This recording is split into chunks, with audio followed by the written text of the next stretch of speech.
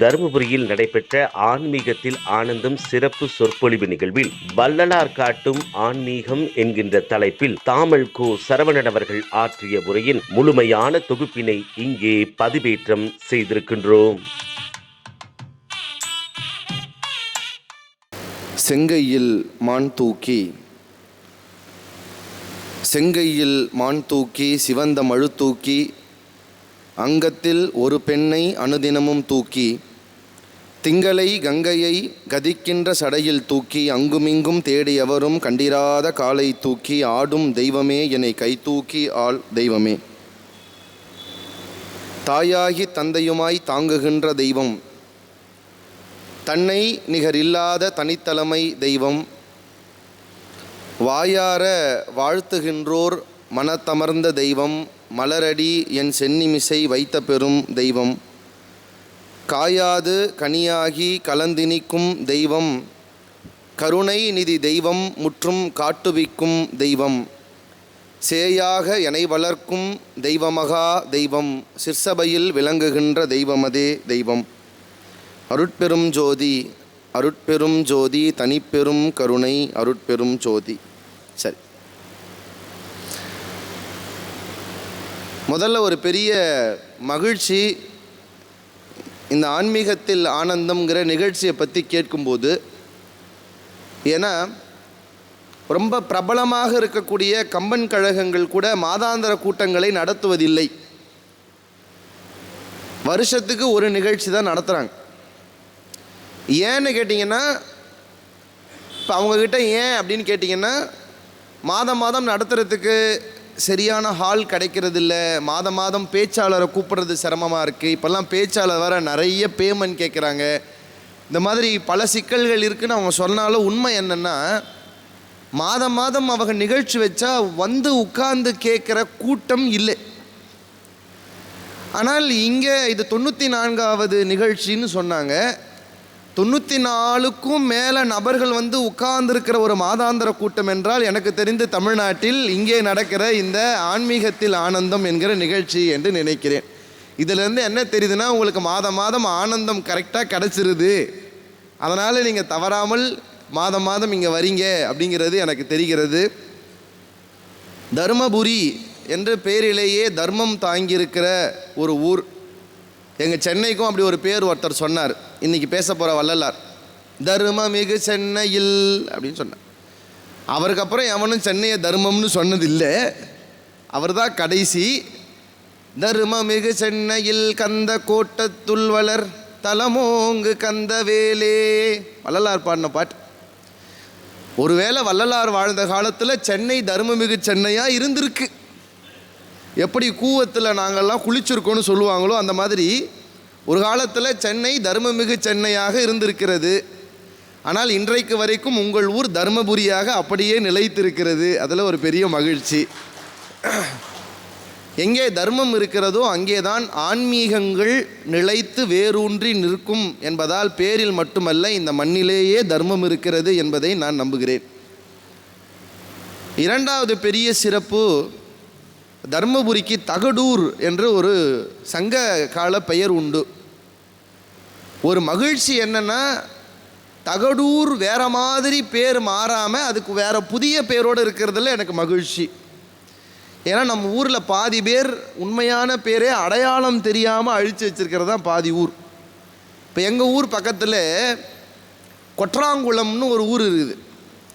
நீங்கள் இப்போயும் பஸ்லேயும் கொற்றாங்குளம்னு தான் எழுதியிருக்குது கவர்மெண்ட் போர்டு கூட. பார்த்திங்கன்னா கொற்றாங்குளம்னு தான் அந்த ஊருக்கு முன்னாடி இருக்கும். நான் யோசித்தேன், அது என்ன கொற்றாங்குளம்னு ஒரு ஊர். அப்புறம் தான் விசாரித்தா சொன்னாங்க, அது கொற்றாங்குளம் இல்லையா, பொற்றாமரை குளம்ங்கிறது ஊர் பேர். பொற்றாமரை குளம்னு அதை தமிழில் சொல்லணும் இலக்கணப்படி. பொற்றாமரை குளத்தை கொற்றாமரை குளமாக்கி அதை கொற்றாங்குளமாக்கி எடுத்துகிட்டு வந்து இப்போ நிறுத்தி வச்சுருக்காங்க. இதுவெல்லாம் தமிழர்கள் தமிழுக்கு செய்த மிகப்பெரிய தொண்டு. இதெல்லாம் தமிழுக்கு செஞ்ச தொண்டு. ஆனால் இங்கே அப்படி இல்லை. தருமபுரி பின்னாலே வந்த அழகான பெயர். அதற்கு முன்னால் இன்னும் அழகான ஒரு பெயர் உண்டு. என்ன பேருங்க? தகடூர் அப்படின்னு ஒரு பேர் உண்டு. இந்த ஊரினுடைய பெருமை, இப்போல்லாம் ஏன் சிலை வைக்கிறாங்கன்னா அந்த ஊரோட பெருமையை நம்ம மறந்துடுறோன்றதுக்காக தான் சிலையே வைக்கிறது. உங்கள் ஊருடைய சாலைக்கு வந்தாலே அழகாக ஒரு சிலையை பார்க்க முடியுது. ஔவையும் அதியமானும் இருக்கிற சிலை. எனக்கு ரொம்ப பிடித்த தமிழரசர்கள் கதைகளில் அதியமானை எனக்கு ரொம்ப பிடிக்கும். அதியமான் ஔவைக்கு தான் வைத்திருந்த நெல்லிக்கனியை கொடுக்குறார். அது ஏன் கொடுத்தாருன்னா எல்லாரும் நினைக்கிறாங்க அவங்க ரொம்ப க்ளோஸ் ஃப்ரெண்டு அதனால் கொடுத்துட்டாங்க. சில பேர் ஔவையார் கேர்ள் ஃப்ரெண்டு அதனால் கொடுத்துட்டாரு. அந்த அம்மாவுக்கு 45 வயசுக்கு மேலே இருக்குன்னு வச்சுக்கோங்க. உண்மையிலேயே அதியமான் நெல்லிக்கனியை ஔவைக்காக கொடுத்தாரா என்றால் இல்லை. அது நெல்லிக்கனியை கொடுத்தாரா என்றாலும் இல்லை. நெல்லிக்கனி என்பது பொருள்தான். அவர் எதை உண்மையில் கொடுத்தார் என்றால் அதை சாப்பிட்டால் ஆயுள் அதிகமாகக்கூடிய தன்மை இருக்கிற நெல்லிக்கனியை ஔவைக்கு கொடுக்கிறார். அப்படின்னா என்ன? ஔவைக்கு கொடுக்கவில்லை, அது நெல்லிக்கனியையும் கொடுக்கவில்லை. அதுக்கு என்ன அர்த்தம் என்றால் தன் ஆயுள் குறைந்தாலும் பரவாயில்லை, தமிழின் ஆயுள் நிறைவாக இருக்க வேண்டும் என்று ஒரு மன்னன் சிந்தித்தான் என்றால் அவன் வாழ்ந்து ஆட்சி செய்த மண் இந்த தகடூர் என்கிற பெருமை நிறைந்த ஒரு வரலாற்று சிறப்புமிக்க மண்ணிலே நான் நின்று அமர்ந்து பேசுவதை ஒரு பெரும் புண்ணியமாக கருதுகிறேன். இன்றைக்கு மாதம் இந்த நிகழ்ச்சி நடப்பதற்கும் ஒருவேளை அந்த மண்ணிலே இருக்கிற அந்த மரபு தான் காரணம். அதனால தான் இது இங்கே நடக்குது.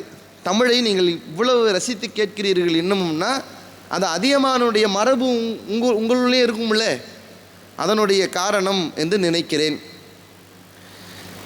என்னை பேச சொன்னது எப்போவும் மாதம் ஒரு ஆன்மீக சிந்தனைகள்லாம் பேசுவோம்ப்பா, நீங்கள் கொஞ்சம் வித்தியாசமாக அங்கங்கெல்லாம் போகாமல் ஒரே நேர்கோடாக எங்களுக்கு பேசுகிற மாதிரி வள்ளலாரை பற்றி பேசுங்கன்னு சொன்னார். பொதுவாக வள்ளலாரை பற்றி நான் சன்மார்க்கிகள் கூட்டத்தில் பேசினா அது ஒரு மாதிரி எங்களுக்குள்ள ஒரு நெருக்கம் இருக்கும். பொதுமக்கள்கிட்ட வள்ளலாரை பற்றி பேசுகிறதுல நிறைய சிரமமும் இருக்குது. ஏன்னா என்கிட்ட ஒருத்தர் வந்து கேட்பான், இந்த அம்மா யாருங்க ஐயான்னு கேட்பான். யார? வள்ளலாரை காமிச்சு இந்த அம்மா யாருங்க ஐயான்னு கேட்பாங்க. ஏன் இந்த அம்மா வெள்ளைப்படவை சுற்றின்னு இருக்குன்னு கேட்பான். ஏன்னா நம்ம நாட்டில் இன்னும் பல பேருக்கு வள்ளலார் வந்து ஆனா பெண்ணா என்பது கூட தெரியாத அளவிற்கு இன்னும் நம் மண்ணிலே பல பேர் இருக்கிறார்கள். ஒருவேளை அந்த காரணத்திற்காகத்தான் வள்ளலாரை மையப்படுத்தி இந்த தலைப்பை இவர்கள் கொடுத்திருக்கிறார்கள் என்று நினைக்கிறேன். அதற்காகவே ஒரு பெரிய நன்றியை உங்கள் சார்பாகவும் அவர்களுக்கு நான் சொல்லிக் கொள்கிறேன். நான் நேராக தலைப்பில் குதிக்க விரும்பலை. எப்போ எந்த பேச்சாளர் நேராக தலைப்பை பேசுகிறாரோ அவர் ஒரு உண்மையான பேச்சாளர் இல்லை. அதனால் நான் நேராக தலைப்புக்கு போகிறதுக்கு முன்னாடி எனக்கு ரொம்ப பிடிச்ச ஒரு வாக்கியம், இந்த அமைப்பு, ஆன்மீகத்தில் ஆனந்தம் அப்படின்னு ஒரு தலைப்பு கொடுத்துருக்காங்க.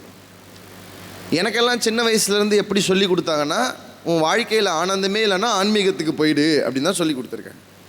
நமக்கு தெரிஞ்சு பல பேர் அப்படி தானே. சாமியாராக போனவங்க பல பேரை நிறுத்தி கேளுங்க. திருப்பெருந்துறை குதிரை வாங்க போகும்போது சிவபெருமான் தலை மேலே கால் வச்சுட்டாருப்பா, அதனால நான் சாமியார் ஆகிட்டேன்னு யாராவது சொல்லியிருக்காங்க? கிடையாது.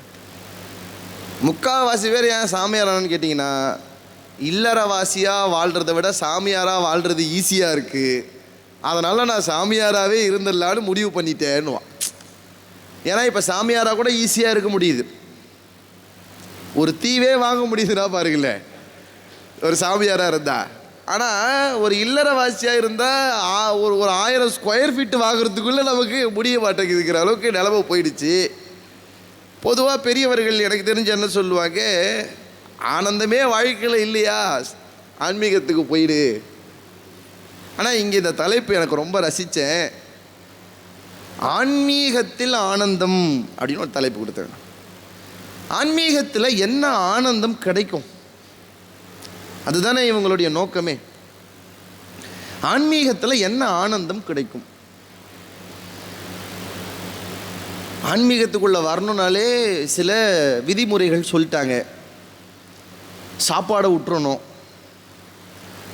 நல்ல உடைகளை விட்டுட்டு காவி உடைக்கு வந்துடணும், நமக்குங்கிற நானுங்கிற எந்த விஷயங்களையும் இல்லாமல் ஒன்றுமில்லாத ஒரு சூன்யத்துக்கு வரணும், ரொம்ப பேசக்கூடாது. நான் ஒன்று சொல்கிறேன் பாருங்க, ஒரு சாமியார் ரொம்ப நிறைய பேசுகிறாருன்னா அவர் சாமியாரே இல்லைன்னு அர்த்தம். ஏன்னா அருணை உண்டு ஓம்னு என் நாக்கில் எழுதிட்டேன், என்னை பாட சொல்லிட்டேன், நான் பாடிட்டேன், எனக்கு ஏதாவது ஒரு உபதேசம் சொல்லேன், ஒரு உபதேசம் கூடன்னு கேட்டப்போ முருகன் என்ன உபதேசம் கொடுத்தார் தெரியுமா? சும்மா இரு சொல் அறன்னு சொன்னான்.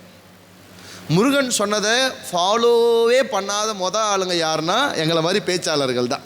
இதுலேருந்து என்ன தெரியுதுன்னா, எங்களுக்கு முக்தி கிடைக்குமாங்கிறது வாய்ப்பு கம்மி, ஆனால் கேட்குற உங்களுக்கு நிறைய கிடைக்க வாய்ப்பு இருக்குன்னு அர்த்தம்.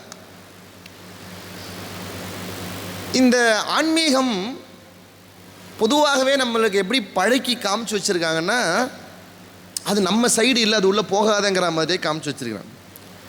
ஒரு ருத்ராட்சம் போட்டால் கூட 1000 கேள்வி கேட்பாங்க. ருத்ராட்சம் இப்படி போடக்கூடாது, அப்படி போடணும், இதை போட்டுட்டு இப்படி படுக்கக்கூடாது, இதை போட்டுட்டு இதை சாப்பிடக்கூடாது. அந்த ருத்ராட்சம் கண்டுபிடிச்சவங்க கூட இவ்வளோ பெரிய லிஸ்ட்டெல்லாம் போட்டிருப்பாங்களான்னு தெரியாது. நம்ம ஆளுங்க அது சொல்கிறவன் எவனோ ருத்ராட்சம் போடாதவனாக தான் இருப்பான். பார்த்துருக்கீங்களே, பெரிய லிஸ்ட்டு சொல்லுவாங்க. இந்த ஆன்மீகம் என்ன ஆனந்தத்தை கொடுக்கும்? இதுதான் என்னுடைய முதல் கேள்வி. நான் இவங்க இந்த தலைப்பு, இவங்களுடைய இந்த மைய இதை பார்த்த உடனே எனக்கே அதான் இவங்ககிட்ட கேட்கணும்னு இருந்தது. அதை நான் மேடையிலே கேட்குறேன். ஆன்மீகம் என்ன ஆனந்தத்தை கொடுக்கும்? இந்த ஆனந்தம்னு உடனே நான் இதை வேற ஒன்னோட பொருள்படுத்தி பார்த்து எனக்கு ஏதாவது விடை கிடைக்குதான்னு பார்க்குறேன். சிவபெருமான் நடனம் ஆடினார். சிவபெருமானுக்கு ஒரு உருவ திருமேனினா நீங்கள் நிறைய இருக்குது சிற்பசாஸ்திரத்தில், நிறைய உருவங்கள் இருந்தாலும் சிவபெருமானுக்கு உருவ திருமேனினா முதல்ல ஒன்று தான். என்னங்க அது? நடராஜ திருமேனி தான் முதல்ல. நடராஜர்னாலே அவருக்கு என்ன தமிழில் பேர்? ஆடல் வல்லான். நடராஜன், நடராஜன்னா சமஸ்கிருதத்தில் ஆடுறதுன்னு தான் அர்த்தம், நடனம். இந்த நடராஜர் ஆடுறதுக்கு எல்லா ஆட்டத்துக்கும் ஒரு பேர் இல்லையா?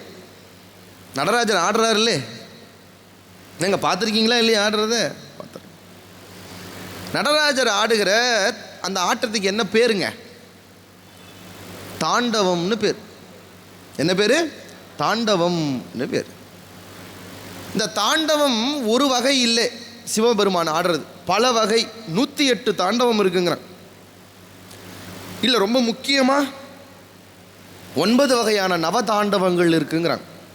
இன்னும் குறிப்பாக முக்கியமாக சொன்னால் 7 வகையான தாண்டவங்கள் இருக்கிறதுன்னு சொல்கிறாங்க. சப்த தாண்டவம். இன்னும் ரொம்ப குறிப்பாக சொன்னோம்னா, ரொம்ப தெளிவாக சொன்னோம்னா, ரொம்ப முக்கியமாக நம்ம எடுத்துக்கிறது 6 வகையான தாண்டவங்களை ரொம்ப முக்கியமான ஒன்றாக எடுத்துக்கொள்கிறார்கள். 5 வகையான தாண்டவங்களை ரொம்ப முக்கியமான ஒன்றாக எடுத்துக்கொள்கிறார்கள். என்னென்ன தாண்டவம் அப்படின்னு பார்த்தீங்கன்னா, காளிகா தாண்டவம், சந்தியா தாண்டவம், ஊர்த்துவ தாண்டவம், திரிபுர தாண்டவம். 5வதாக ஒன்று முக்கியமாக இருக்குது. என்ன தெரியுமா? ஆனந்த தாண்டவம்னு ஒன்று இருக்குது. நமக்கு நடராஜர்னா பல சபைகள் இருக்குது. தாமிர சபை, வெள்ளி சபை, வெள்ளி அம்பலம், ரத்தின சபை, சித்திர சபை. இது எல்லாம் ஒன்று ஒன்றும் ஒரு தாண்டவம். இப்போ காளிகா தாண்டவம் அப்படின்னு எடுத்துட்டிங்கன்னா, திருநெல்வேலியில் ஆடுற தாமிர சபை, அங்கே அவர் ஆடுறதுக்கு பேர் காளிகா தாண்டவம்னு பேர். அவர்கிட்ட போயிட்டு, ஆஹா என்ன ஆனந்த தாண்டவம் ஆடுகிறாய் பெருமானார்னா அடிச்சுடுவார். இந்த பார், இது ஆனந்த தாண்டவமே இல்லை.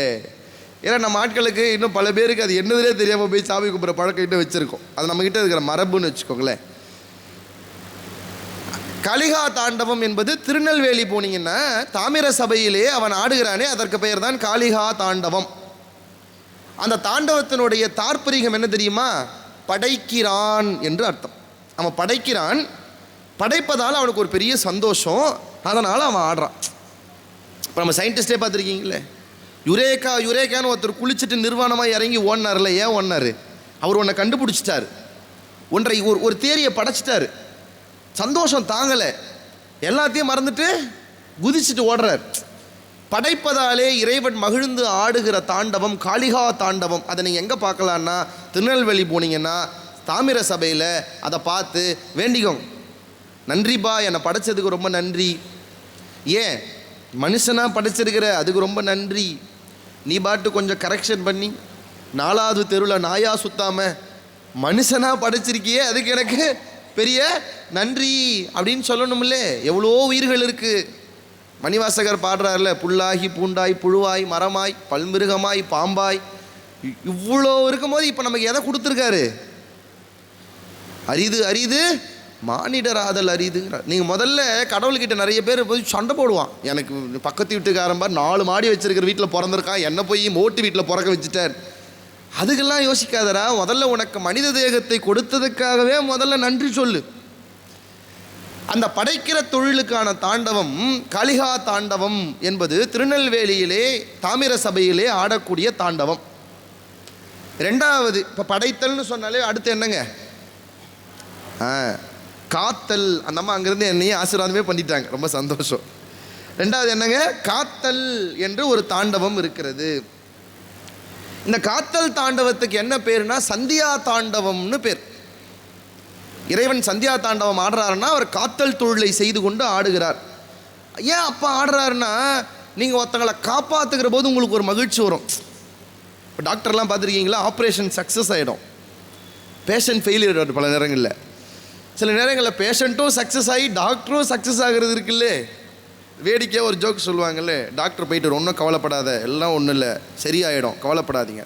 டாக்டர் நான் ரொம்ப தைரியமாக தான் இருக்கேன், இது உனக்கு சொல்லலப்பா, எனக்கு நானே சொல்லிட்டு இருக்கேன்வாங்களே. அந்த மாதிரி சில நேரங்களில் டாக்டர் ஒருத்தரை காப்பாற்றிட்டாங்கன்னா அவங்களுக்கு ஒரு பெரிய ஆனந்தம் சந்தோஷம் வரும்ல. அப்படி காத்தல் செய்வதால் இறைவன் மகிழ்ந்து ஆடுகிற ஒரு தாண்டவம் சந்தியா தாண்டவம்னு பேர். அது நீங்கள் எங்கே பார்க்கலான்னா, மதுரை போனீங்கன்னா வெள்ளியம்பதி என்று சொல்லக்கூடிய வெள்ளியம்பலத்திலே நீங்கள் பார்ப்பது காக்கின்ற தாண்டவம். நீங்கள் மதுரை போய் அவரை பார்த்தீங்கன்னா கையெடுத்து கும்பிட்டு, இது வரைக்கும் இப்போ முன்னாடி வந்து நிற்கிற வரைக்கும் நல்லா இருக்கனே சார், நாளைக்கு நல்லா வச்சுருக்கானாங்கிறதுக்காக நன்றி சொல்லக்கூடாது. இப்போ இன்றைக்கி நான் நல்லா இருக்கேனா நன்றி சொல்லணும். ஏன்னா சுரதா தான் சொல்லுவார், நான் இளமையாக இருக்கிற வரைக்கும் எது பெரிய ஆரோக்கியம்னு நினச்சேன்னா, இமயமலை ஏறி கொடி நடுறது, ராமேஸ்வரத்துலேருந்து இலங்கைக்கு நீச்சல் அடித்து போகிறது, இதெல்லாம் செஞ்சாதான் நான் பண்ணுற பெரிய விஷயம்னு நினச்சிட்டு இருந்தேன். சுரதா சொல்கிறார், ஆனால் இப்போ எனக்கு வயசாகிடுச்சு, இப்போ நான் என்ன தெரியுமா நினைக்கிறேன், காலம்பர பாத்ரூம் போய் பிரச்சனை இல்லாமல் எழுந்து வெளியே வந்துட்டாலே நான் பெரிய சாகசம் பண்ண மாதிரி எனக்கு இருக்குன்னாரு. உண்மையாக இல்லையாங்க? பல பேருக்கு அதை வயதானவர்களுக்கு இப்போ அது தோணும். அப்போது நம்ம இப்போ வரைக்கும் நம்ம நல்லா வச்சுருக்காருல்ல, இன்னொருவரை நமக்கு உதவுவார்களா என்று எதிர்பார்ப்பு இல்லாமல் நம் சாப்பாடை நம் கையிலே சாப்பிடும்படி, நம்ம போகிற இடத்துல நம்மளே நடக்கும்படி இதுவரைக்கும் நம்மளை நல்லா வச்சுருக்கானே, அதுக்காகவாவது அவனுக்கு நன்றி சொல்லணும். அதுதான் நம்ம அங்கே பார்க்குற மதுரையிலே பார்ப்பது. மூணாவது என்னங்க செய்கிறார் பெருமான்? அழித்தல். அழித்தல். இந்த அழித்தல் என்பதற்கு சங்கார தாண்டவம்னு பேர். சங்காரம்னா அழிக்கிறது, சங்கரனாலே அழிக்கிறவர் தான் அர்த்தம். சங்கார தாண்டவம் இது எங்கெங்கே இருக்குது, எந்த கோயிலில் இருக்குது? ஏதாவது உங்களுக்கு எண்ணம் இருக்கா எந்த கோயிலில் இருக்கும்னு? ஏதாவது? திருவாலங்காட்டில் இருக்கிற ரத்தன சபை, அங்கே போனீங்கன்னா இறைவன் அழிக்கிற. திருவாலங்காடு என்னதுங்க? இன்றைக்கி திருவாலங்காடு இஸ் அ ஸ்மார்ட் சிட்டியாக மாறின்னு வரலாம். எங்கள் காரைக்கால் அம்மையாரெலாம் இருந்த காலத்தில் அது என்ன இடம் தெரியுமா? சுடுகாடு. அந்த அம்மா பாட்டெல்லாம் போய் பாருங்களேன். கீழே ஒரு பொம்பளை பேய் உட்காந்துன்னு குத்த வச்சு உன்னை பார்த்துன்னு இருக்குது, குழந்தை பேய் குறுக்க மறுக்க ஓடின்னு இருக்குது, நீ என்னப்பா இங்கே ஆடின்னு இருக்கிறேன்னு பாடும் அந்த அம்மா. அங்கே அவருக்கு ஆடியன்ஸை யார் தெரியுமா? எனக்கு ரொம்ப சந்தோஷமாக இருங்க, இங்கெல்லாம் நீங்கள் ஆடியன்ஸாக இருக்கீங்க. எனக்கு சிவபெருமான் திருவாலங்காட்டில் ஆடும்போது ஆடியன்ஸ் எல்லாம் யார்? பேய். அந்த ஒரு அம்மா தான் மனுஷியாக இருந்தது, அதுவும் இப்போ என்னவோ வந்து உட்காந்துக்கிச்சாங்க. அந்த அம்மாவும் பேயாக வந்தாங்க. அப்போ மொத்தம் ஆடியன்ஸுமே பேய் தான். இதை மட்டும் கட் பண்ணி போட்டுற போகிறாங்க, ஏதாவது யூடியூப்பில் பயமாக இருக்குது. அப்புறம் ஆடியன்ஸை பேய் என்றார் அப்படின்ற போகிறாங்க. திருவாலங்காட்டில் பேய்கள் பார்க்க இறைவன் ஆடிய சங்கார தாண்டவம் என்பது ரத்தின சபை. இப்போ அடுத்து பாருங்கள், முக்கியமானது 4வது தொழில். நம்ம எல்லாம் 3 தான் சொல்லுவோம். இறைவன் 3 தொழில் செய்யலை, இறைவன் 5 தொழில், பஞ்சகிருத்தியம்னு சொல்லுவாங்க. 4வது தொழிலுக்கு என்ன தெரியுமா பேர்? மறைத்தல்னு பேர். இந்த மறைத்தல் தொழிலுக்கான ஆடலுக்கு என்ன பேர் அப்படின்னு பார்த்தீங்கன்னா, குற்றாலத்தில் ஆடக்கூடிய நடனம். அந்த தாண்டவம் என்ன பேருங்க? சித்திர சபையிலே ஆடக்கூடிய தாண்டவம். அது என்னன்னா மறைத்தலுக்குரியது அப்படின்னு சொல்கிறாங்க. இப்போ வாங்க, இதெல்லாம் நம்ம சொல்லிட்டோமா? இந்த தாண்டவங்கள்லாம் முக்கியமான தாண்டவத்துக்கு வரேன். ஆனந்த தாண்டவம் அப்படின்னு ஒன்று சொல்கிறோம்ல. அவர் எங்கே இருக்கார் அப்படின்னு பார்த்தீங்கன்னா, சிதம்பரத்திலே, பொற்சபையிலே, பொன்னம்பலத்திலே ஆடக்கூடிய பெருமான் தான் ஆனந்த தாண்டவம். நம்ம தேவாரம் என்ன சொல்லுது? குனித்த புருவமும் கொவ்வை செவ்வாயில் குமிழ் சிரிப்பும் பனித்த சடையும் பவளம்போல் மேனியில். என்னங்க எல்லாம் அமைதியாக இருக்கீங்க? பால் வெந்நீரும் எடுத்த பொற்பாதமும் காணப்பெற்றால் மனித பிறவியும் வேண்டுவதே இம்மாநிலத்தேன்னு பாடின. அப்படி காலை தூக்கி ஆடுற சிதம்பர நடராஜர் தான் ஆனந்த தாண்டவம். இப்போ நான் கேள்வி கேட்குறேன். படைக்கிறது, காக்கிறது, அழிக்கிறது, மறைக்கிறது, இது எதுவுக்கும் ஆனந்த தாண்டவம்னு பேர் இல்லை. எதுக்கு ஆனந்தம்னு பேர் வச்சாங்கன்னா, அருளுவதற்குத்தான் ஆனந்தம்னு பேர் வச்சாங்க. அப்போ எது ஆனந்தம்னா அருள்தான் ஆனந்தம். எதுங்க ஆனந்தம்? அருள்தான் ஆனந்தம். இப்போ இங்கே வாங்க, ஆன்மீகத்தில் ஆனந்தம்னு கொடுத்துருக்காங்களே, ஆன்மீகத்தில் என்ன ஆனந்தம்னா, சிவபெருமான் படைக்கும் போதும் ஆடுறார், காக்கும் போதும் ஆடுறார், அழிக்கும் போதும் ஆடுறாரு, மறைக்கும் போதும் ஆடுறாரு. ஆனால் அருள் செய்கிற போது தான் அவன் ஆனந்தமாய் ஆடுறான்.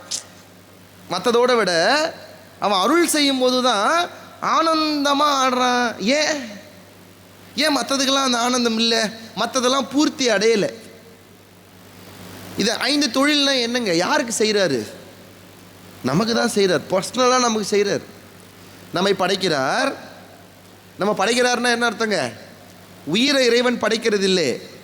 உயிருக்கு இந்த உடம்பை, இந்த உடம்புல கருவிகளை கொடுத்து நம்மளை இங்கே கொண்டு வந்து சேர்க்கிறார். இறைவன் உயிரை படைக்கிறதில்ல. உயிரும் இறைவனும் உலகமும் மலமும், அதாவது மாயையும் அனாதி, இந்த 3 முப்பொருள் உண்மைன்னு சொல்லுவாங்க சைவ சித்தாந்தத்தில். இறைவன் கொண்டு வந்து படைக்கிறார். அப்புறம் அவரே நம்மளை காப்பாற்றுறார். அப்புறம் வினை பயன் ரொம்ப முத்தி போச்சுன்னா, அந்த வினையை அனுபவிச்சிட்டோம்னா நம்மளை அழிச்சிட்டு திரும்ப என்ன செய்கிறார்? இப்போ வாழ்ந்த வாழ்க்கையில் என்னென்ன வினையெல்லாம் செஞ்சீங்களோ அதை அனுபவிக்க திரும்ப பிறக்க வைக்கிறார். தப்பாக எடுத்துக்காதீங்க. நீங்கள் கெட்டது செஞ்சால் நீங்கள் கெட்டதை அனுபவிக்க திரும்ப பிறக்கணும். நல்லது செஞ்சால் நல்லதை அனுபவிக்கவும் திரும்ப பிறக்கணும். ஏன் நம்ம அருளாளர்கள் எல்லாம் எனக்கு பிறவி வேண்டாம்னு கேட்டாங்கன்னா, அருளாளர்கள் கெட்டது செஞ்சாங்களா? இல்லை. இருந்தாலும் ஏன் வேண்டாம்? நாங்கள் நல்லது செஞ்சுருக்கேன், அதுக்கு திரும்ப என்னை பிறக்க வச்சிடாது. அப்போ அது என்ன சொன்னாங்க? கெட்டது செய்யாமல் இருக்கேன், நல்லதெல்லாம் செஞ்சால் அது உன் பேரில் செஞ்சிடறேன், என் பேரில் செய்யலை, அது உன் பேரில் செஞ்சிடறேன். இப்போ எனக்கு நல்வினையும் இல்லை, தீவினையும் இல்லை. இதெல்லாம் நம்மளை மாதிரி ஆன்மீகத்துக்கு வந்தவங்க. இப்போ இங்கே வராத ஒரு 1000 பேர் வெளியில் சுற்றின்னு இருக்காங்கல்ல, கடவுள் பார்க்குறார்.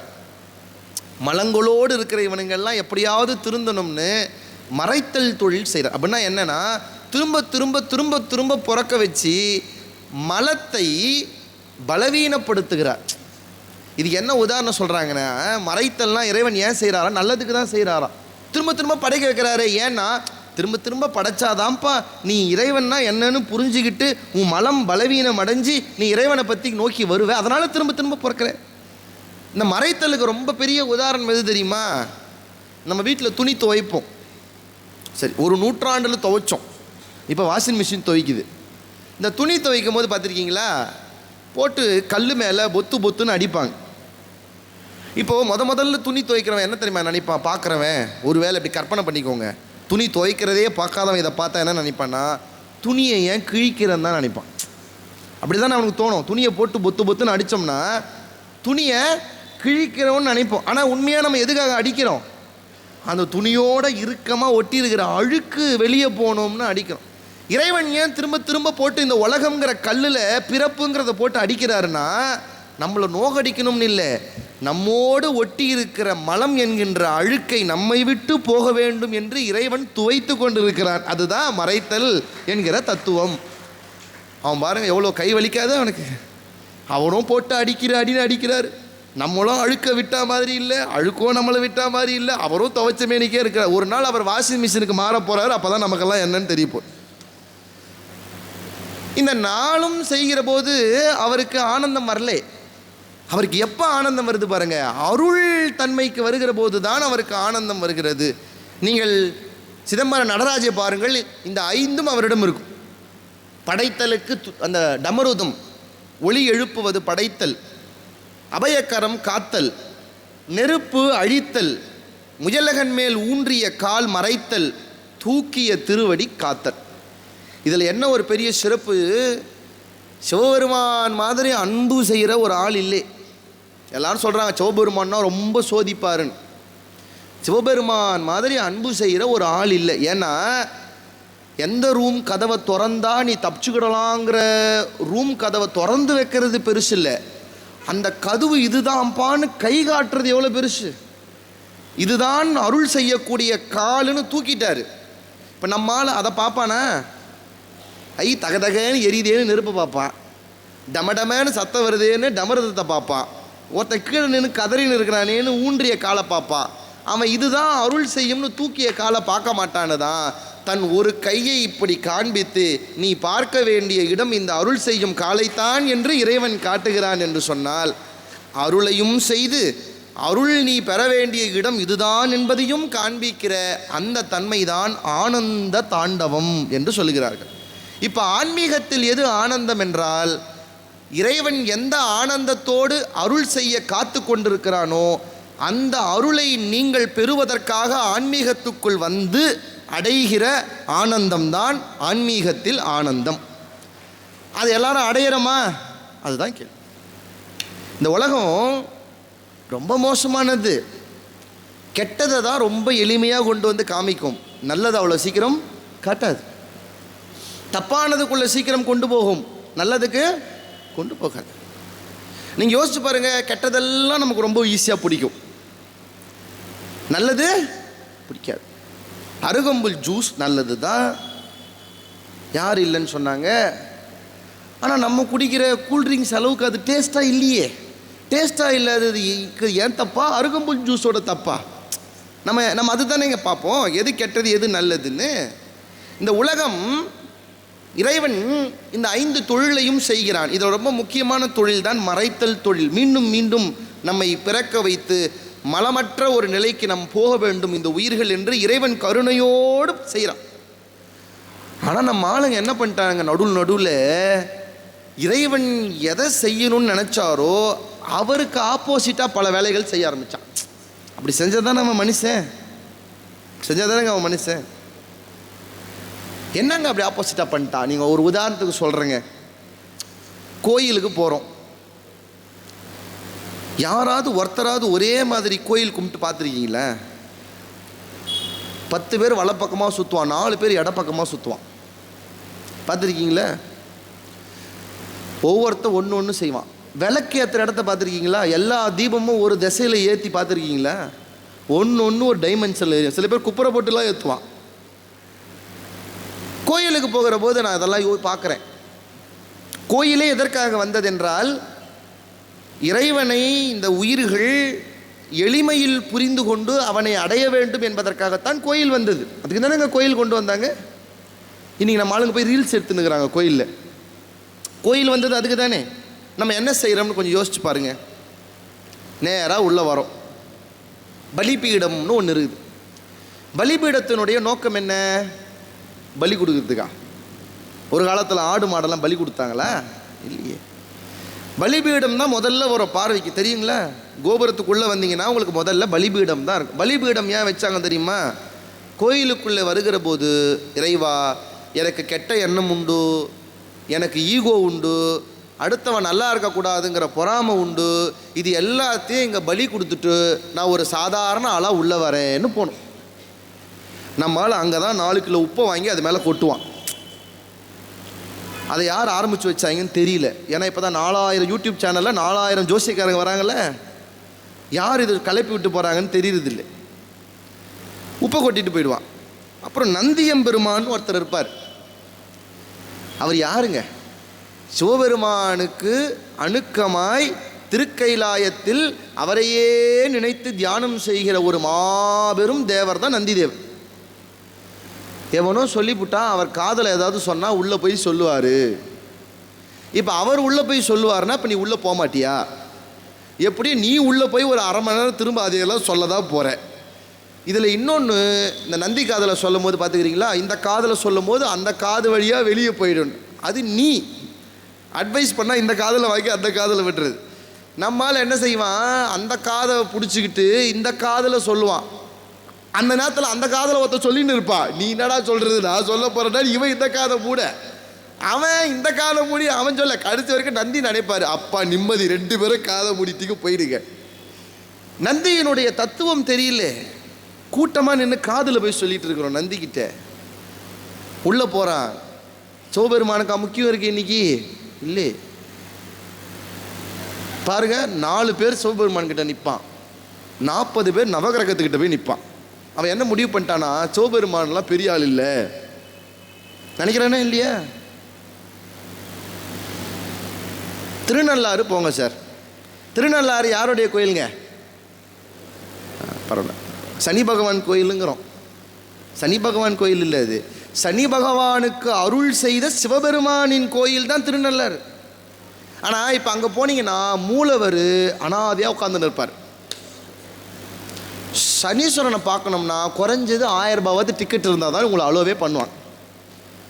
அவருக்கு ஒருத்தன் ஒரு பூ கூட எடுத்துகிட்டு போக மாட்டான். சனீஸ்வரனுக்கு மாலை மாலையாக கட்டி வச்சிருப்பான். ஏன்னா இவன் என்ன நினைக்கிறான்னா, நீ பரம்பொருளாகவே இருந்துட்டு போ, இப்போதைக்கு நான் அஷ்டம சனியில் இருக்கிறேன், இவர் தான் எனக்கு காப்பாற்றணும். நம்ம ஆட்களுக்கு என்ன தெரியலனா, உனக்கு அஷ்டம சனியையே தரக்கூடிய சனிக்கும் அஷ்டமத்தை தரும் வல்லமை எல்லாம் வல்ல சிவபெருமானுக்கு இருக்கிறது என்பது நம்ம ஆட்களுக்கு தெரியாமல் போய்விட்டது. இப்போ எதை நம்பிட்டான், இது பெருசுன்னு நினச்சிட்டான், அதை பெருசுன்னு நினைக்கல. அப்போதான் சிவபெருமான் பார்த்தா இந்த மாதிரி எல்லாம் செய்கிறானுவ, நம்ம திருத்தறதுக்கு தான் அப்பப்போ ஒருத்தரை தூக்கி தூக்கி கீழே போட்டார். அப்படிதான் வந்தார். யார்? ஞானசம்பந்தர் வந்தார். மதுரைக்கு போகாதப்பா, நாள் நல்லா இல்லை, கோல் நல்லா இல்லை. ஞானசம்பந்தர் சொன்னார், வேயுரு தோழி பங்கன் விடமுண்ட கண்டன் மிக நல்ல வீணை தடவி, ஞாயிறு திங்கள் செவ்வாய் புதன் வியாழன் வெள்ளி சனி பாம்பு 2 ஆசரு நல்ல நல்ல அவை நல்ல நல்ல. ஒரு நல்ல போட்டால் பரவாயில்ல, இந்த நல்ல சில டீச்சர்ஸ்லாம் டிக் போட்டு வி குட்டுன்னு எழுதுவாங்க, பார்த்துருக்கீங்கள. ஞானசம்பந்தர் என்ன சொல்கிறாரு, கிரகங்கள் தீங்கு செய்யும் ஒரு கோடு போட்டு வி குட்டுன்னு எழுதுறாரு. ஏன்?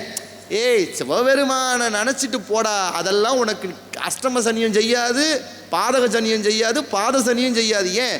சிவபெருமானை நினச்சிட்டு போ, சனீஸ்வரனே உன் கூட நின்று உனக்கு நல்லது தான் செய்வார். ஒரு நல்லது இல்லை, நல்ல நல்ல அவை நல்ல நல்ல 4 நல்லது செய்வார். We good. இதை நமக்கு புரிய வைக்கிறதுக்கு ஞானசம்பந்தர் இறக்க வேண்டியிருக்கு. ஞானசம்பந்தர் வரலன்னா ரொம்ப கஷ்டம். நம்மளால ஞானசம்பந்தர் நல்லா இருக்க நவகிரகத்தை வேண்டி போன்றுவான் இல்லை. அப்போ சிவபெருமான் பார்த்தார், பரம்பொருள் பார்க்கிறது. இந்த கூட்டம் மறைத்தலிலே இருந்து அருளலுக்கு வருவதற்கு ஒரு தடை வந்துக்கிட்டே இருக்கு. அப்படின்னா என்ன, டிவேட் ஆகிறே போயிடுறோம், சரியாக போக மாட்டேங்கிறோம். ஏதாவது ஒன்று குறுக்க வருது, டிவேட் ஆயிரும். அப்படி ஆகிறமா இல்லையாங்க?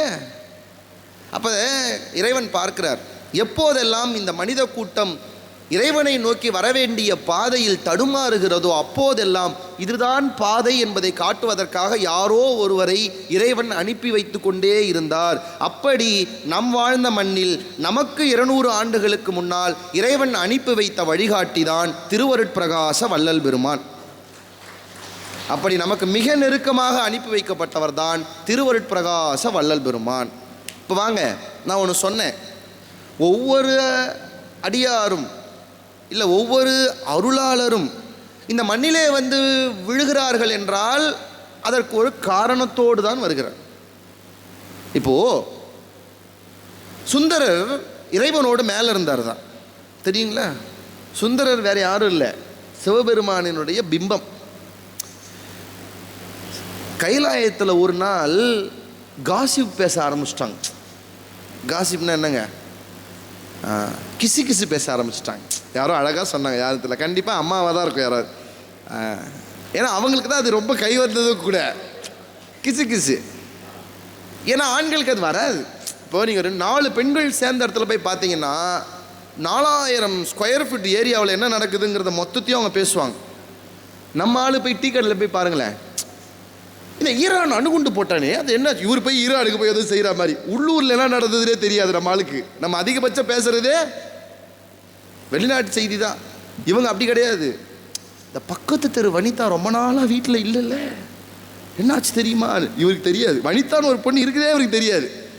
இந்த பெண்கள் கிசு கிசு பேசுவாங்கல்ல, கைலாயத்தில் ஒரு கிசு கிசு, என்னப்பா இந்த சிவபெருமான் எப்போ பார்த்தாலும் பாம்பை போட்டு நிறுகிறாரு, சடமுடி வச்சு நிறுகிறாரு, யானை தோலை போட்டு நிறுகிறாரு, ஒரு டீசெண்டாகவே இருக்க மாட்டேங்கிறாரு அப்படின்னு பேச்சு போச்சு. இப்போ பாருங்க, சிவபெருமான் அதில் பெருசாக மனசெல்லாம் மாறுற மாதிரி இல்லை. பட் இந்த கிசு கிசு அதிகமாக அதிகமாக இவருக்கு ஒரு எண்ணம் வந்தது, ஒருவேளை நம்மளும் வெங்கடாச்சலபதி மாதிரி கொஞ்சம் வெயிட்டாக தான் இருந்தால் எப்படி இருப்போம் அப்படின்னு சிவபெருமானுக்கு ஒரு ஆசை. சிவபெருமான் என்ன பண்ணாரா, நல்லா அலங்காரம், தன்னை அழகாக ராஜா மாதிரி அலங்காரம் பண்ணிட்டு கண்ணாடியில் போய் பார்த்தாராம். அழகாக ஒரு உருவம் தெரிஞ்சுது. சுந்தரம் என்றால் தமிழிலே அழகுன்னு அர்த்தம். நம்ம ஊரில் பல பேருக்கு நியாயப்படி பேர் வைக்கிறது இல்லை. மூக்கு இந்த பக்கம் இருக்கும், வாய் இந்த பக்கம், பேரை கேட்டால் சுந்தரம்னு பேர் வச்சுருப்பாங்க. எல்லா நோயும் இருக்கும், ஆரோக்கியசாமின்னு பேர் வச்சுருப்பாங்க. இதெல்லாம் நம்மளுடைய மரபு, நம்ம ஊரில் வைக்கிறது. சிவபெருமான் பார்த்தார், கண்ணாடியில் அவர் முகம் தெரிஞ்சது. அவர் பார்த்தார், சுந்தரா வருக அப்படின்னு சொன்ன உடனே அந்த கண்ணாடியிலிருந்து பிம்பம் வந்தது, அதுதான் சுந்தரர். கையில் ஒரு திருநீரை கொடுத்து வரவங்களுக்கெல்லாம் கொடுன்னு பக்கத்தில் வச்சுக்கிட்டார். இப்போது அந்த சுந்தரர் பக்கத்திலே இருந்தவர் தானே. ஆழகால விஷம் வெளிப்பட்ட போது நான் குடிக்கிறேன்னு இவர் சொல்லிட்டார், கமிட் ஆகிட்டார் சிவபெருமான், நான் குடிக்கிறேன். இப்போ அவர் டைனிங்க்கு அது வரணும். இவர் குடிக்கிறேன்னு முடிவு பண்ணிட்டாரு, அவர் டைனிங்க்கு அது வரணும். யார் போய் எடுத்துகிட்டு வர்றது? யாரும் போக மாட்டேன். அப்போது ஆலாகால விஷத்தை பார்க்கடலிலே இருந்து எடுத்து வந்து சிவபெருமான் கையில் கொடுத்தது யார் தெரியுமா? சுந்தரர் தான் அதை கொடுத்தார். அப்படி இருந்த சுந்தரர் பூ பறிக்க தோட்டம் போவாராம். 2 தேவ மகளிர் அங்கே பார்ப்பாராம்.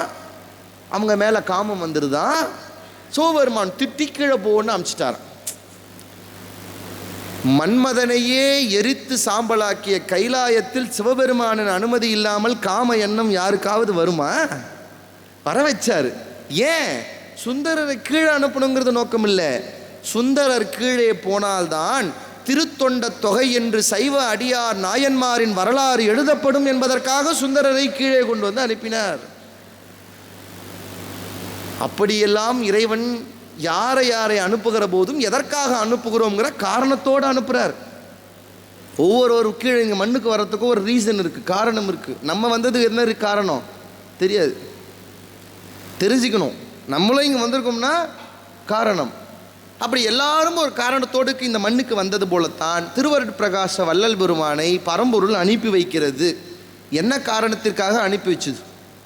நான் இன்னொரு விஷயம் சொல்கிறேன். அதே மாதிரி நீங்கள் பாருங்கள், நாயன்மார்கள் என்று எடுத்துக்கொண்டால் எல்லாரும் தமிழ்நாடு, தமிழ் மண்ணிலே வந்து தோன்றியவர்கள்.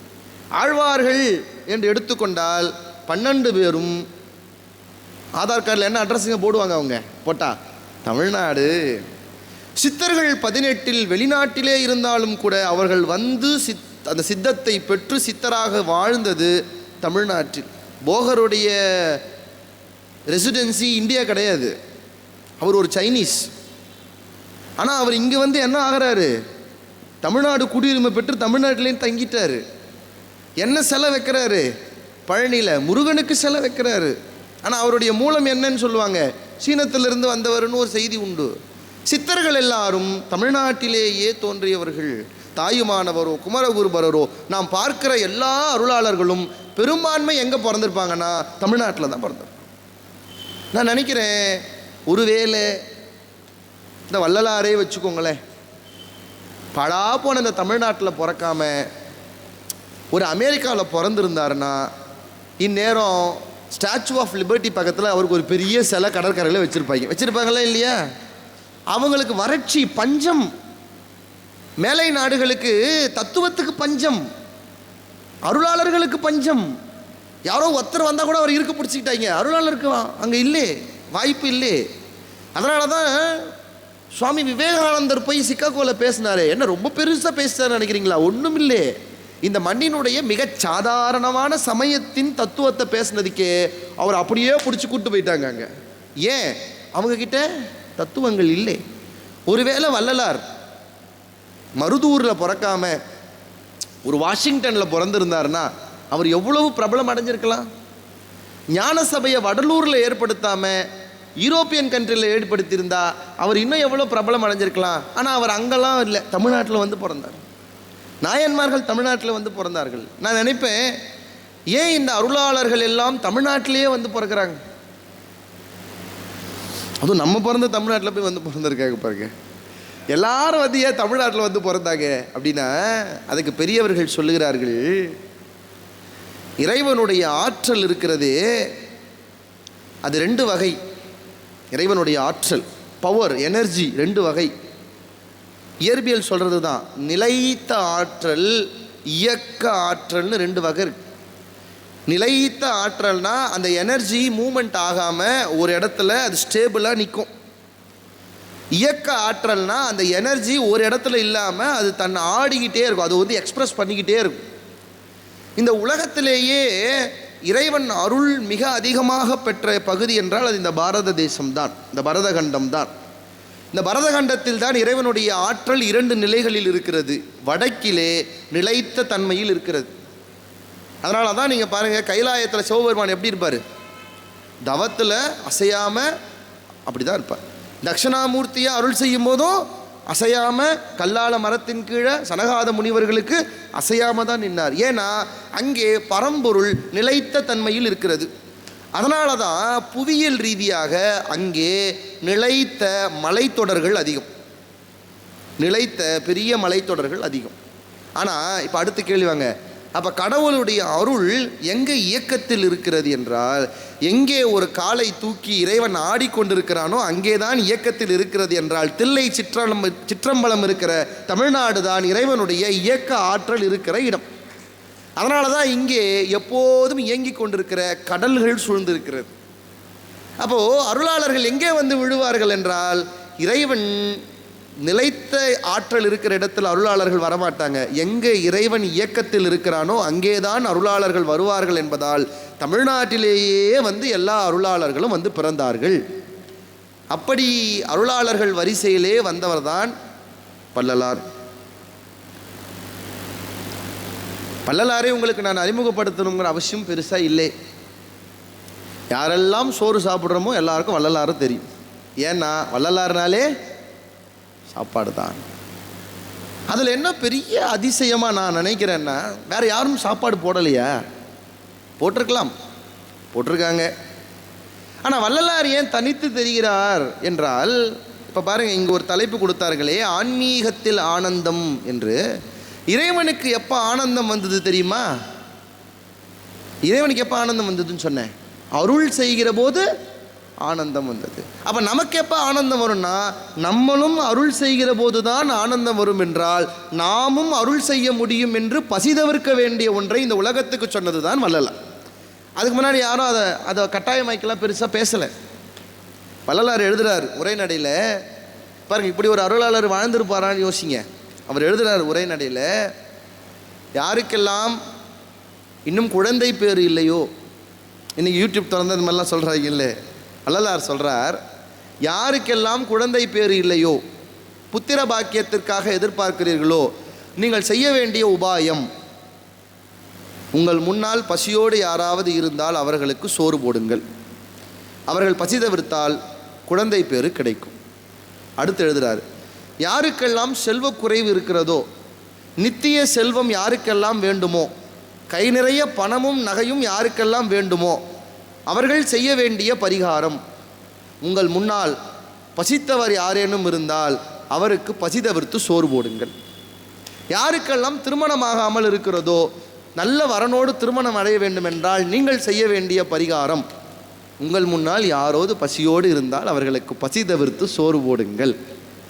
யாராவது உங்கள் பிள்ளைக்கு நல்ல கல்வி அறிவு வேண்டும் என்று நினைக்கிறீர்களா, நல்ல கல்வியோடு எல்லாவற்றையும் கற்றுக்கொள்ள வேண்டும் என்றால் நீங்கள் செய்ய வேண்டிய பரிகாரம், உங்கள் முன்னால் பசியோடு இருப்பவருக்கு சோறு போடுங்கள். இப்படி ஒரு பரிகாரத்தை உலகத்தில் வள்ளலாரை தவிர வேறு எந்த அருளாளரும் சொன்னதே இல்லை. சோறு போடு, பசி தவிர்த்து வை, போதும். பசி ஆற்றுவதை விட ஒரு பெரிய உபகாரம் இந்த உலகத்தில் வேறு எதுவுமே இல்லை என்று சொன்னவர் தான் வள்ளலார்.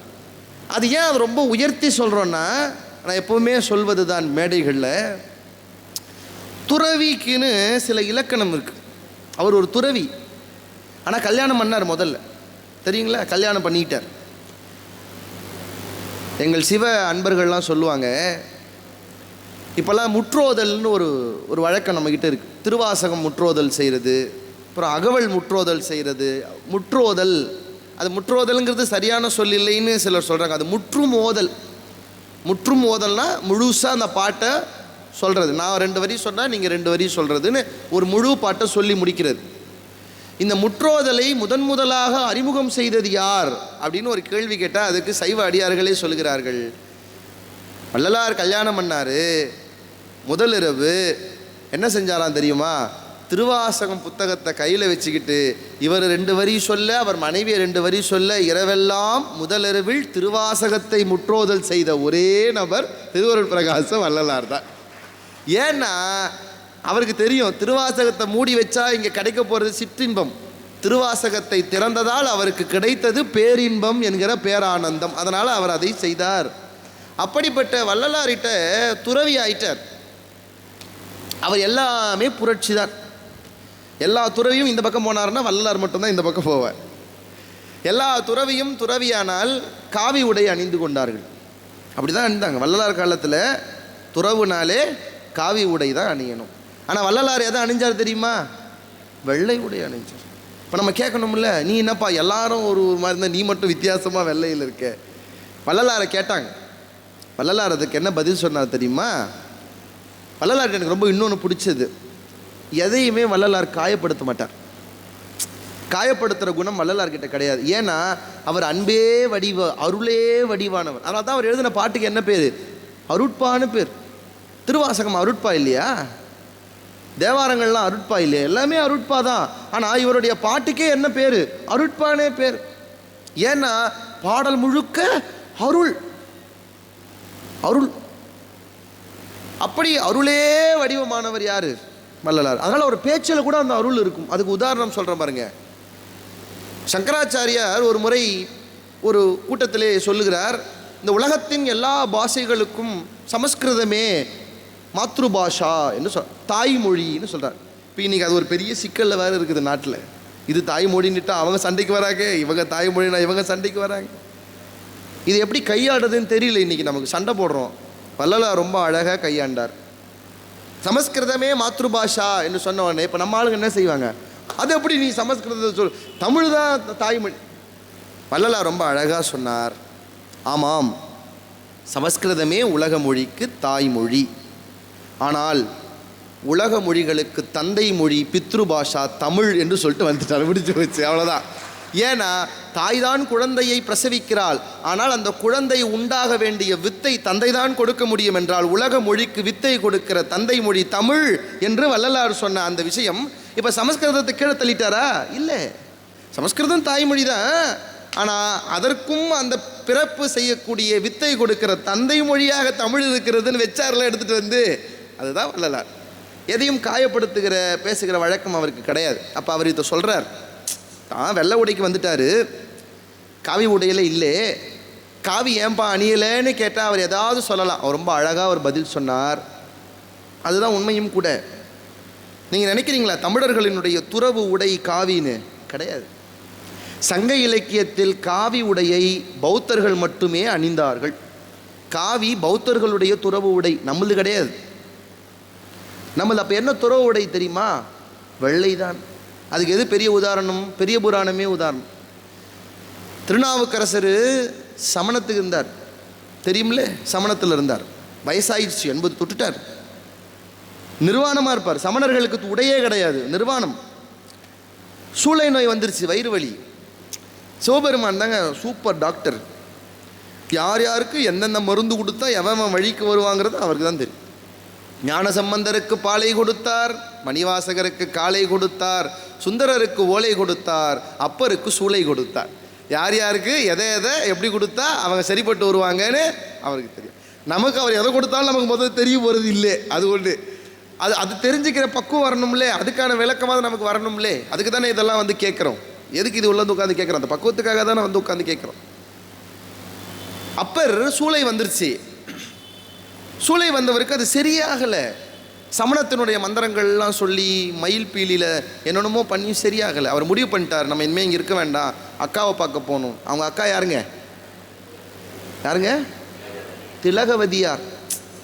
இவன்தான் உன்னுடைய மணாளன் என்று மனம் பேசினார்கள், அவ்வளவுதான்.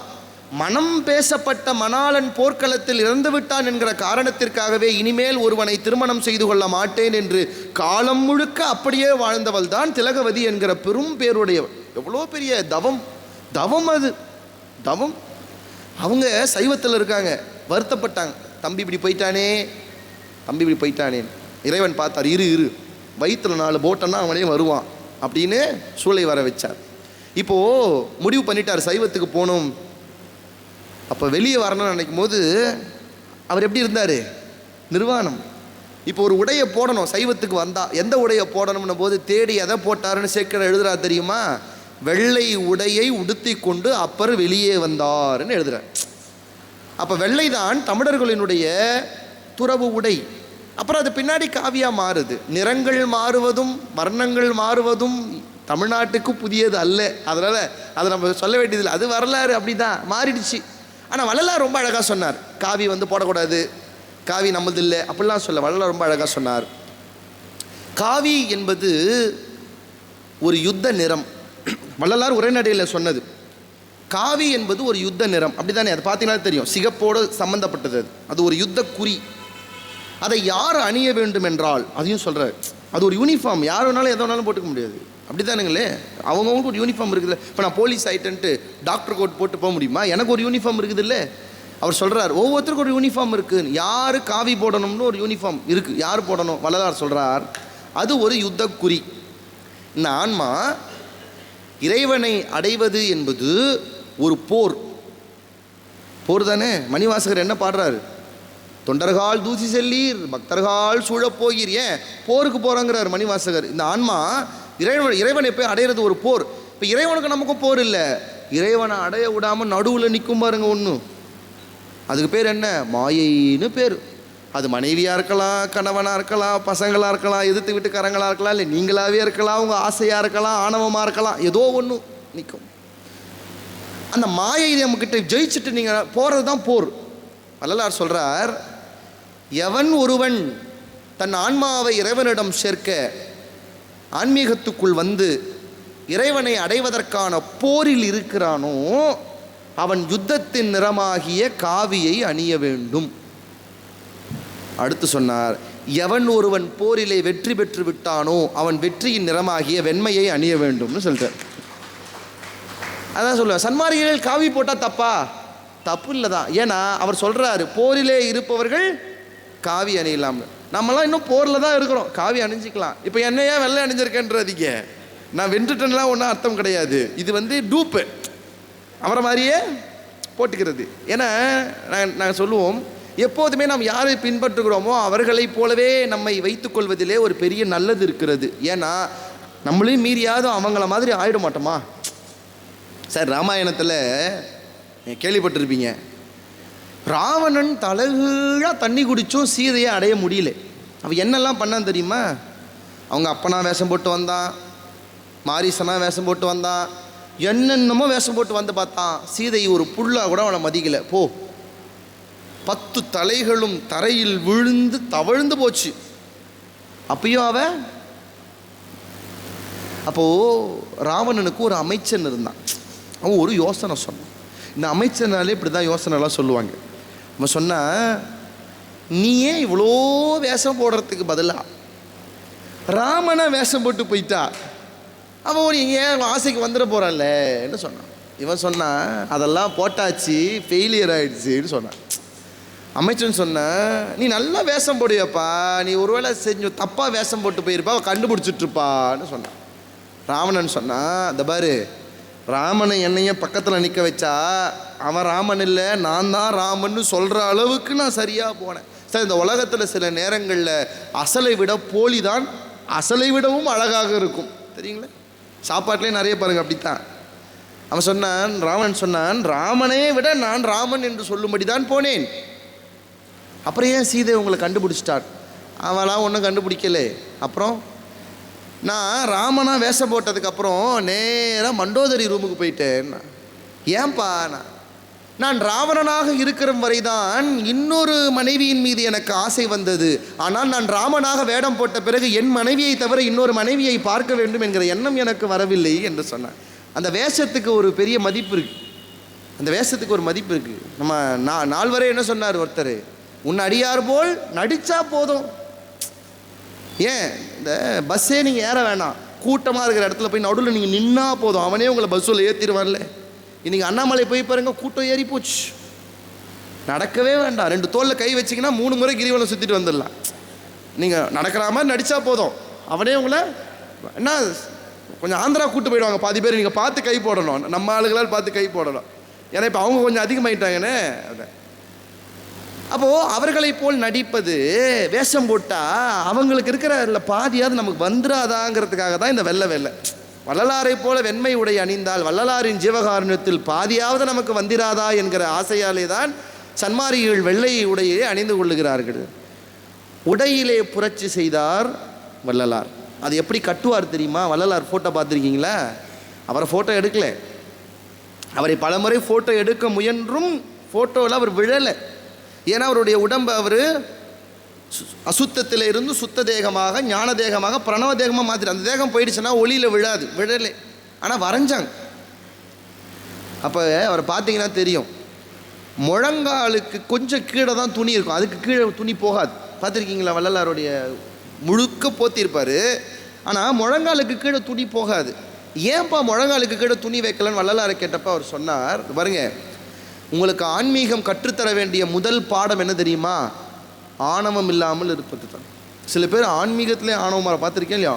நான் தான்டா சாமி கும்பிட்றதில்ல, என்ன மாதிரி அவனா சாமி கும்பிடுவானானோ பார்த்துருக்கீங்களா? அதுலேயும் ஆணவமாக இருப்பான். அது ஆணவம் இல்லை. கோயிலுக்கு போனால் ஒரு 500 ரூபாய் கொடுத்தா மாலை கழுத்தில் போட்ட உடனே அப்படியே சாமியே தன்னை நினச்சா மாதிரி ஒரு ஆணவம் வரும் பாருங்க, அது வரக்கூடாது. ஆன்மீகத்தின் முதல் படியே ஆணவத்தை இழப்பது தான். அதுதான் முதற்படி. அதை வள்ளலார் சொல்லி கொடுக்குறார். என்னன்னு, ஏன் அவர் முழங்காலுக்கு கீழே துணி போட மாட்டார்னா, வள்ளலார் சொல்லுகிறார், முழங்காலுக்கு கீழே துணியை போட்டு பிரட்டி கொண்டு வருவது என்பது ராஜாக்கள் செய்கிற ஆணவத்தின் வெளிப்பாடு.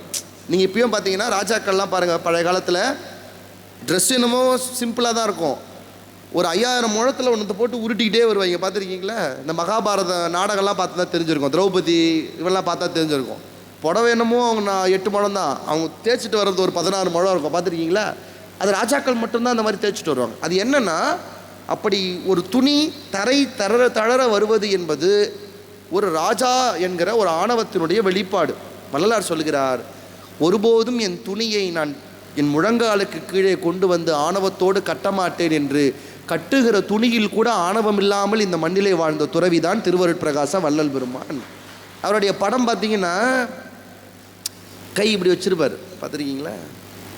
கை இப்படி வச்சிருப்பார். ஏங்க கை இப்படி வச்சிருக்கீங்கன்னு கேட்டால் வள்ளலார் சொல்லுகிறார், கைவீசி நடந்தால் காற்றுக்கும் வலிக்கும் என்று கைகட்டி நடந்த ஒரு ஜீவகாருண்ய புருஷர் இந்த மண்ணில் வாழ்ந்தார் என்றால் அவர் தான் திருவருட்பிரகாச வள்ளல் பெருமான். நம்ம அப்படி கிடையாது. பார்த்துருக்கீங்களா இல்லையா?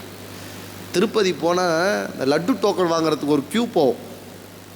அதில் லட்டுக்கு மதிப்பு கொடுப்பானே தவிர பக்கத்தில் நிற்கிறவனுக்கு மதிப்பே கொடுக்க மாட்டான். பாதி பேர் கீழே போட்டு வாய் மேலே மிதித்து லட்டு டோக்கன் வாங்கிட்டு வரா. பார்த்துருக்கீங்களா? அந்த அக்கறையே இருக்காது.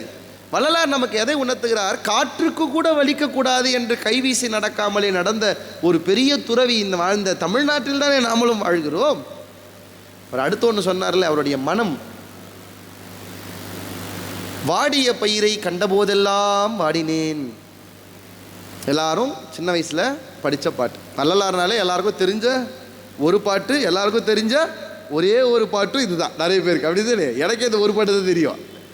முதல்ல ஆரம்பத்தில் எல்லாருக்கும் தெரிஞ்சது ஒரு பாட்டு, வாடிய பயிரை கண்டபோதெல்லாம் வாடினேன். இதுக்கு என்ன பொருள்? பொதுவாக சொல்லிடுறாங்க, வள்ளலார் பயிர் வாடினா கூட தாங்க மாட்டார். அது இல்லை, இன்னும் அதுக்கு உண்மையான பொருள் நீங்கள் முழுசாக அந்த பாட்டை படிக்கணும். வாடிய பயிரை கண்டபோதெல்லாம் வாடினேன். ஏன்? வீடுதோறும் இறந்தும் பசியராது அழன்ற இந்த வீடு வீடாக போய் சாப்பாடு கேட்டு கிடைக்கலன்னு ஒருத்தன் சோர்ந்து விழுந்துடுறான்ல, அவனை பார்த்து, வாடிய பயிரை பார்த்து நினைக்கிறாரு, இந்த பயிர் வாடாமல் சோறாகி வந்தால் இவனுக்கு சாப்பாடாகி போயிருக்குமேன்னு பசியோடு விழுந்தவனை பார்த்து வாடிய பயிரை பார்த்து வாடியவர் வள்ளலார். அவருடைய பார்வை பாருங்க, வாடிய பயிரை கண்டபோதெல்லாம் வாடினேன், வீடுதோறும் இறந்தும் பசியராது அழன்ற வெற்றரை கண்டுளம் துடித்தேன், ஈடின் மாணிகளாய் ஏழைகளாய் நெஞ்சிலைத்தோர் தமைகண்டே இழைத்தேன். ஏங்க நீங்கள் இது வரைக்கும் நான் கேட்குறேன், இந்த மண்ணிலே ஒருத்த கஷ்டப்படுறான், கை கால் போயிடுச்சு, பசியோட இருக்கான்னு வருத்தப்பட்டு பார்த்துருக்க, ஏழையாக இருக்கான்னு யாராவது வருத்தப்பட்டிருக்கீங்களாங்க? நான் உண்மையாக கேட்குறேன், ஆனஸ்ட்டாக சொல்லுங்கள். இவன் ஏழையாக இருக்கான்றக்காக என்னைக்காவது நம்ம வருத்தப்பட்டிருக்கிறோமா? ஈடின் மாணிகளாய் ஏழைகளாய் நெஞ்சிலைத்தோர் தமைகண்டே இழைத்தேன்னு ஒருத்தர் பாடினார்னா தமிழ்நாட்டில் வள்ளலாரை விட வேறு யார்? வள்ளலாரை தவிர வேறு யாரும் அப்படி பாடியது இல்லை. அவருடைய திருவருட்பாவை படிக்கிற போதெல்லாம் கண்களில் கண்ணீர் வரும். சொல்கிறாரு, பள்ளி அவருடைய ரூமில் பள்ளி அப்படின்னு கத்தும்.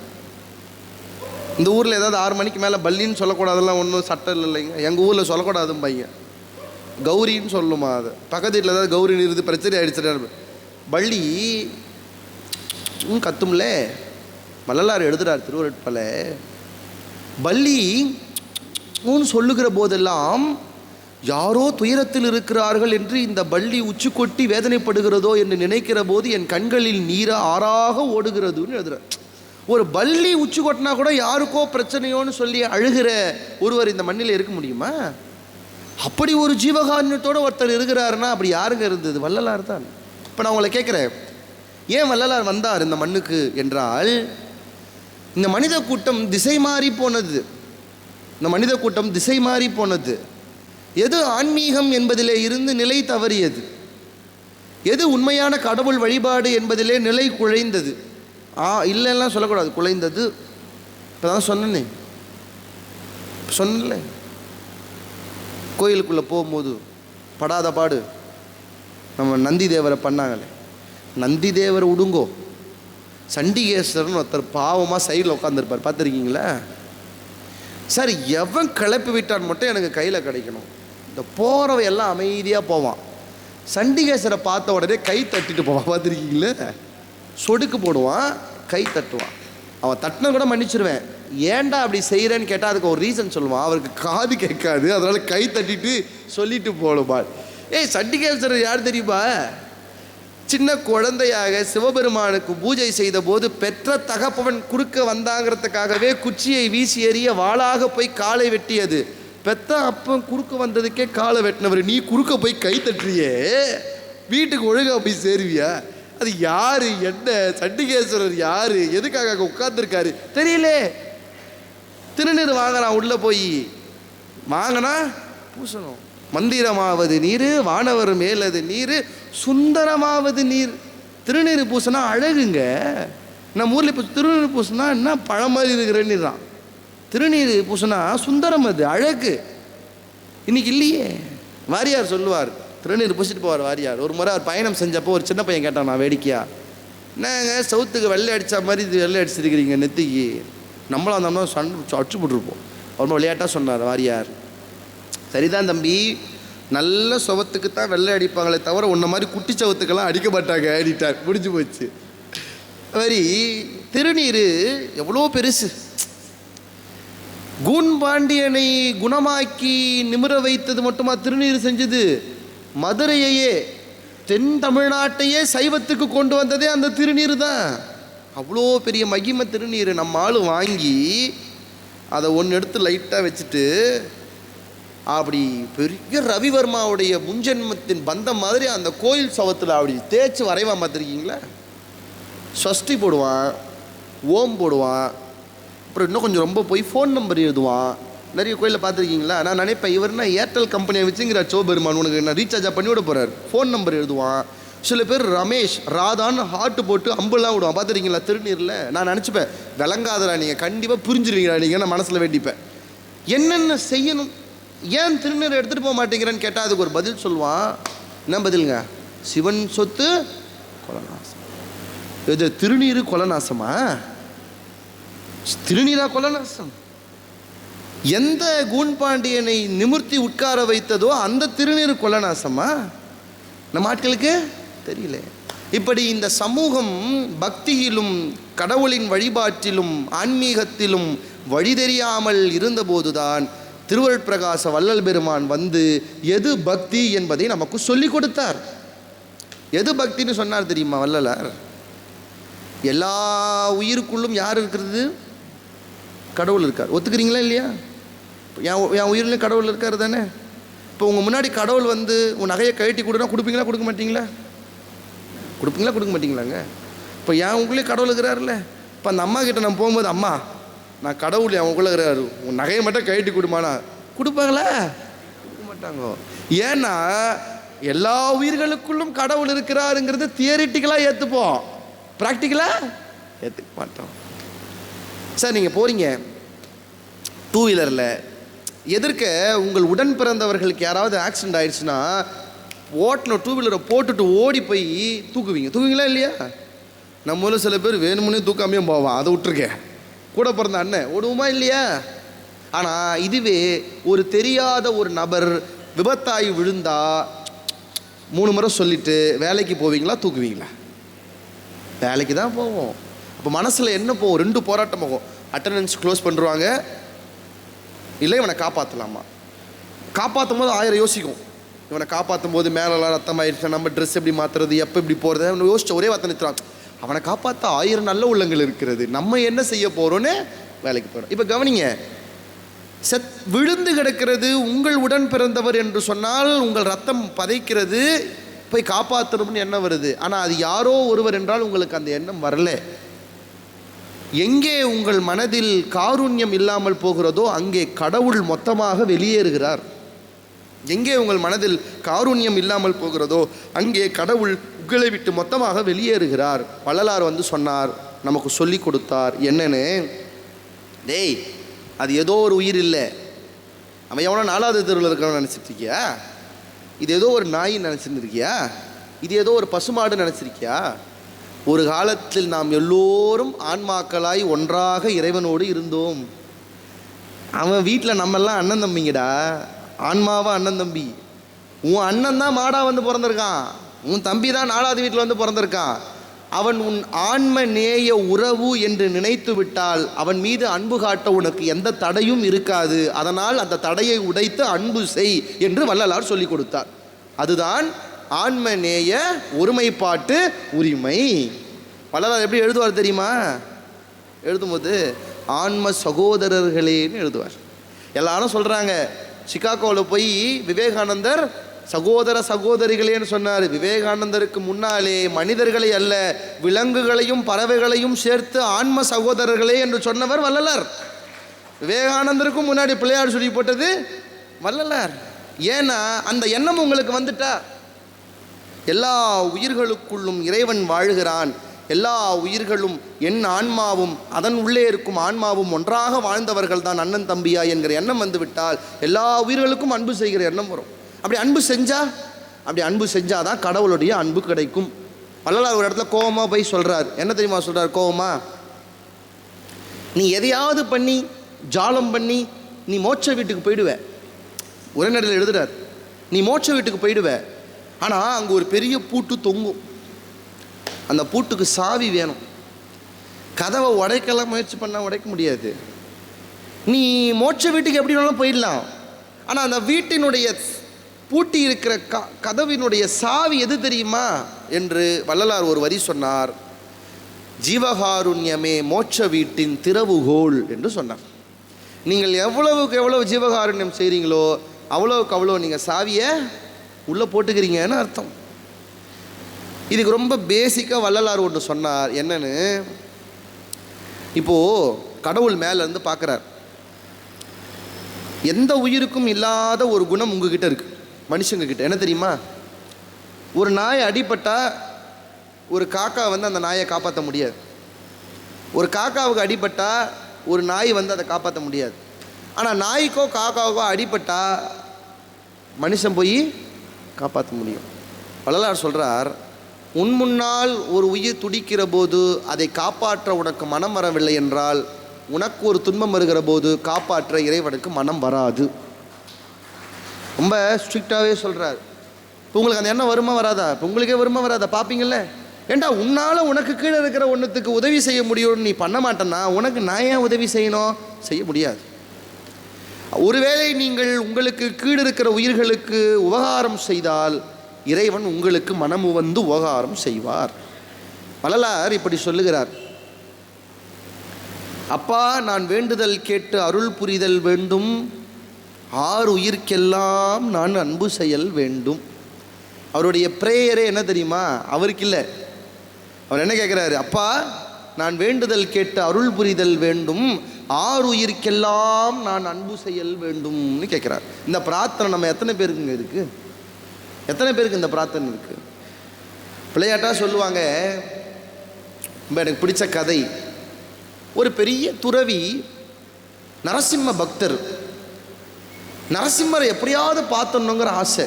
நான் கேள்விப்பட்டேன், நம்ம தகடூரில் கூட ஒரு நரசிம்மர் கோயில் ரொம்ப பிரபலம்னு கேள்விப்பட்டேன். ஐயா சொல்லியிருந்தார், நரசிம்மரை பார்க்கணும்னு அவனுக்கு ஆசை. ஒரு காட்டுக்கு போய் உட்காந்துட்டு நரசிம்மரை சொல்லி சொல்லி சொல்லி சொல்லி கூப்பிட்டான். நரசிம்மர் வந்திருப்பாருன்னு நினைக்கிறீங்களா? வந்திருப்பாருங்களா? வரல. அந்த காட்டு வழியாக ஒரு வேடன், அந்த காட்டில் மானெல்லாம் பிடிச்சி சாப்பிட்றான், ஒரு வேடன் போகிறான். நம்ம சொல்கிறான், சாமி நீங்கள் என்ன பண்ணுறீங்க? டேய் நான் தவத்தில் இருக்கிறேன், என்னை டிஸ்டர்ப் பண்ணாத, நான் நரசிம்மரை பார்க்குறதுக்காக இருக்கிறேன். சாப்பிட்டியா சாமி? ஏய் போடா நீ வேற. திரும்ப மத்தியானம் வந்தான், தவத்திலே இருந்தான். சாமி காலையிலேருந்து இங்கே தான் இருக்கிறீங்களா? இன்னும் நீங்கள் தேடுற ஆள் வரலையாண்டார். பார் உனக்கு அதெல்லாம் புரியாது, நீ போ. மறுநாள் வந்தான், அவர் அங்கேயே தான் இருந்தார். சாமி நீ நைட்டில் போய் சாப்பிட்டு வந்தியா இல்லையா? நீ இங்கே தான் இருக்கிறியாண்டார். இங்கே தான்ப்பா இருக்கேன். சாமி கோச்சிக்காத, இந்த காடு எனக்கு பழக்கம், பல வருஷம் இந்த காட்டில் தான் இருக்கிறேன். ஓனா பார்த்துருக்குறேன், நரி பார்த்துருக்குறேன், நாய் பார்த்துருக்குறேன்.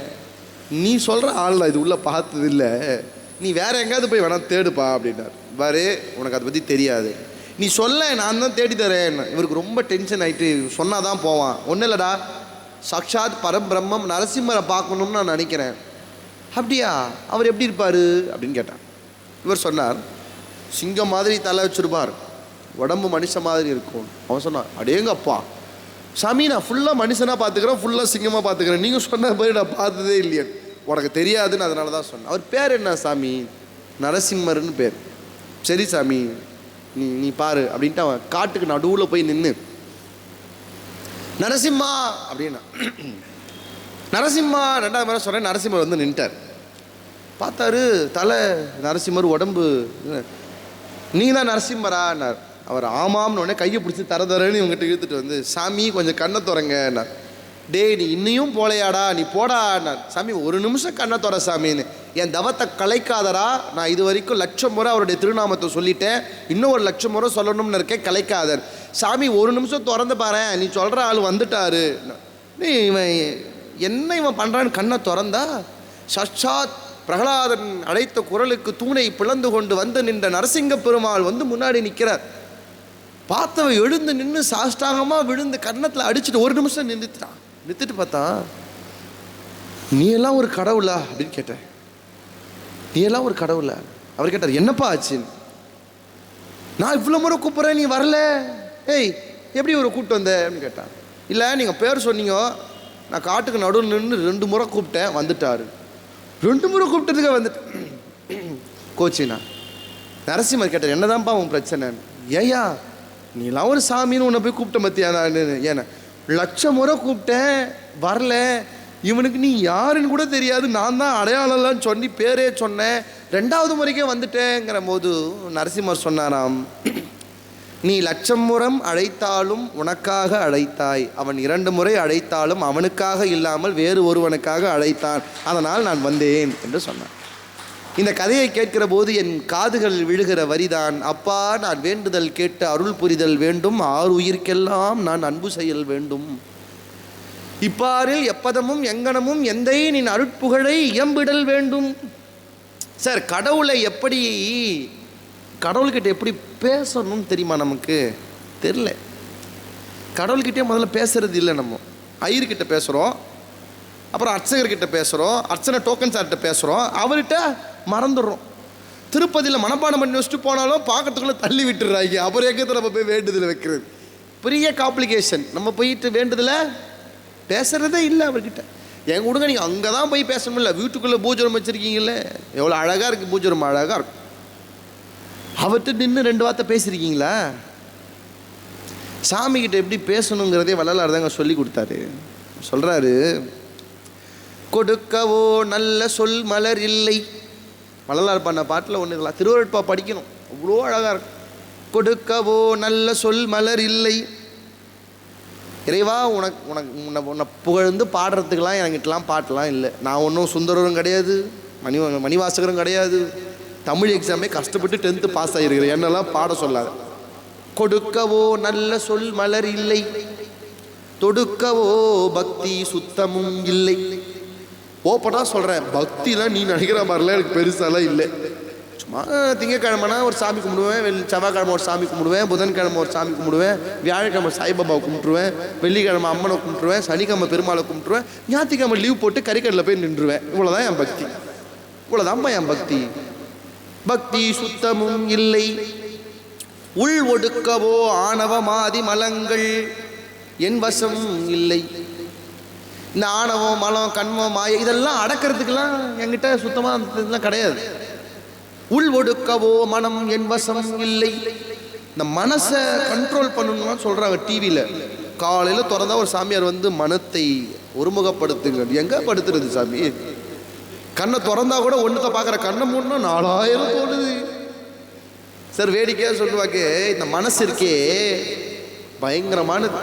இப்போ கண்ணை மூடி, எல்லாரும் கண்ணை மூடி உங்கள் மனசில் குரங்க நினைக்காம இருங்க, குரங்க நினைக்காம இருங்க, குரங்க நினைக்காம இருங்க. யாருக்கெல்லாம் குரங்கு வரலன்னு சொல்லுங்க பார்ப்போம். எல்லாருக்கும் குரங்கு வந்திருக்கும். சில பேருக்கு உங்கள் கல்யாண ஆல்பம் கூட கண்ணு முன்னாடி வந்திருக்கும்னு வச்சுக்கோங்க. எல்லாருக்கும் குரங்கு வந்திருக்கும். மனசு கேட்டுதா? கேட்காது. வள்ளலார் சொல்றார், உள் ஒடுக்கவோ மனம் என் வசம் இல்லை. அப்படின்னா என்ன? நான் அது வசம் இருக்கேன்னு அர்த்தம். உள் ஒடுக்கவோ ஆணவமாதி மலங்கள் இல்லை. இப்போ இதெல்லாம் நம்ம மேல தப்புன்னு தானே சொல்றாரு. எவ்வளவு அழகு பாருங்க. முதல்ல கடவுள்கிட்ட போயிட்டு ஒத்துக்கணும். நம்மளால ஒத்துக்க மாட்டான். சொல்றாரு, தொடுக்கவோ நல்ல சொல் மலர் இல்லை, கொடுக்கவோ பக்தி சுத்தமும் இல்லை, உள் ஒடுக்கவோ மனம் என்வசம் இல்லை, ஆணவமாதி மலங்களை அடக்கவோ திடம் இல்லை. இவ்வளோ சொல்லிட்டு இப்போ பையன் போட்டு யார் சைன் பண்ணணும்? வள்ளலார் தானே சைன் பண்ணணும். கடைசி வரி மாற்றி போட்டாரு. ஏன் இதெல்லாம் இல்லை தெரியுமா? ஏனெனில் நின் மட்டில் உனக்கு கருணை இல்லைன்ட்டார். என் மேல உனக்கு கருணை இல்லை. ஏன் உனக்கு என் மேல கருணை இருந்தா நான் ஏன் அப்படி இருக்க போறேன்? அப்போ இது எல்லா தப்பும் உன்னாலதான். நீயே பை போட்டு சைன் போட்டு கட்டிட்டாரு. கடவுள்கிட்ட அந்த பேசுற விதம் இருக்குல்ல, இதப்பா காரணம். பாடல்கள், எனக்கும் உனக்கும் இசைந்த பொருத்தம் என்ன பொருத்தமோ, இந்த பொருத்தம் உலகில் பிறர்க்கு எய்தும் பொருத்தமோ. இந்த மாதிரி யார் கடவுள்கிட்ட நின்று பேசியிருக்குமா? கடவுளே, நீ என்னால எவ்வளோ அழகான பேர் தெரியுமா? நம்மளை மாதிரி ஒரு பேர் இந்த உலகத்தில் இருக்க முடியுமா? யாராவது கடவுள்கிட்ட இந்த மாதிரி காதலா சொன்னாங்களா இல்லையா மருளாளர்கள்? காதலாகி கசிந்து கண்ணீர் மல்கி சொன்னாங்களே. காதல் வந்துதா? காதலே வரல. அப்புறம் எங்க கசிறது? அப்புறம் எங்க கண்ணீர் வர்றது? வள்ளலார் வந்து சொன்னார், வரணும் நினைந்து நினைந்து உணர்ந்து உணர்ந்து நெகிழ்ந்து நெகிழ்ந்து அன்பே நிறைந்து நிறைந்து ஊற்றெழும் கண்ணீர் அதனால் உடம்பு நனைந்து நனைந்து. இனி கோயில்ல அனல்ல வேத்து நனைதே தவிர யாருக்கும் கண்ணீர்ல நனைறது இல்லை. எது உண்மையான பக்தியின் பரிசுத்தம் தெரியுமா? கடவுளை நினைக்கிற போதும், கடவுளின் அருட்பாடல்களை பாடுகிற போதும், கேட்கிற போதும் யார் கண்களில் வீரம் கசிகிறதோ அதுவே பக்தியினுடைய உண்மையான வெளிப்பாடு. அது இன்னும் வரலனா அக்செப்டாது பண்ணிக்கணும். நமக்கு இன்னும் பக்தி வரல. வள்ளலார் ஏன் இந்த மண்ணுக்கு வந்தார் என்றால், அப்படி ஒரு பக்தி நம் எல்லோருக்கும் வர வேண்டும் என்பதற்காகத்தான் திருவருட்பா என்கிற ஒரு பெரிய பொக்கிஷத்தை நமக்காக கொடுத்து விட்டு போயிருக்கிறார். அதை படிங்க. அதை படிக்கிற போது நமக்கு ஊற்றெழுகிற கண்ணீர், அது நம்ம நினைச்சு மட்டும் அழக்கூடாது, எல்லாத்தையும் நினைச்சு அழணும். அவர் அழுதார்களே, துண்ணென கொடியோர் பிற உயிர் கொள்ள தொடங்கிய போதெல்லாம் பயந்தேன். கறிக்கடையில நம்ம ஆள் வெட்டுவாரு கரிய. நம்ம அங்க போய் என்ன கேட்போம்? ரக்கையா போடாத, ரெக்கையா போடாத, பல்லார் மேல இருந்து பாப்பா, அடப்பா திருவருட்பா எதுக்கு எழுதுனா, துண்ணன கொடியோர் பிற உயிர் கொள்ள தொடங்கிய போதெல்லாம் பயம் வரணும். எப்படி பயம் வரணும்? அந்த சேவலை துடிக்க துடிக்க சுடுதண்ணில உயிரோட போட்டு அப்படி எடுத்து அந்த தோலை உரிச்சு கழுத்தை டக்குன்னு வெட்டுகிற போது அது கை கால் துடிக்கிற மாதிரி தானே ஏதோ ஒரு பிறவில நீ சேவலா இருந்திருப்ப. அப்படி அக்செப்ட் பண்ணிப்பியாத? இல்லை இல்லை, என்ன மனுஷனை சாப்பிட்டுக்கிட்டோம் பாவம் அப்படின்னு சொல்லுவியா?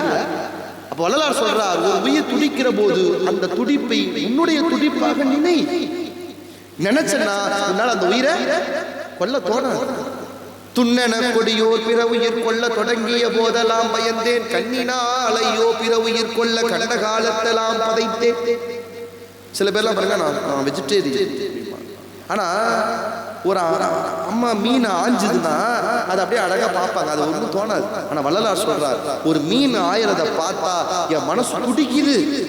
கற்பனை பண்ணுங்க, உங்களை படுக்க போட்டு அருவாமனையில கீர் கீர் கீர் நிக்கிறனா உங்களுக்கு எப்படி இருக்கும் கற்பனை பண்ண சொல்றார். ஏன் அதுவும் வலிக்கல? வலிக்கலாம் பரவாயில்ல, வலிக்குதா இல்லையா? துடிக்குதா இல்லையா? கண்ணின் இல்லையோ பிற உயிர் கொள்ள கடந்த காலத்தெல்லாம் பதைத்தேன். இது வரைக்கும் பாடினா பரவாயில்ல சார். வள்ளலார் எங்க தெரியுமா உயர்ந்து இருக்கிறாரு? மீனை பார்க்கல, கோழியை பார்க்கல, ஆட்டை பார்க்கல. ஒருத்தன் தோல்ல வலைய போட்டு எடுத்துட்டு போறான், வலை தான் போட்டு எடுத்துட்டு போறான்.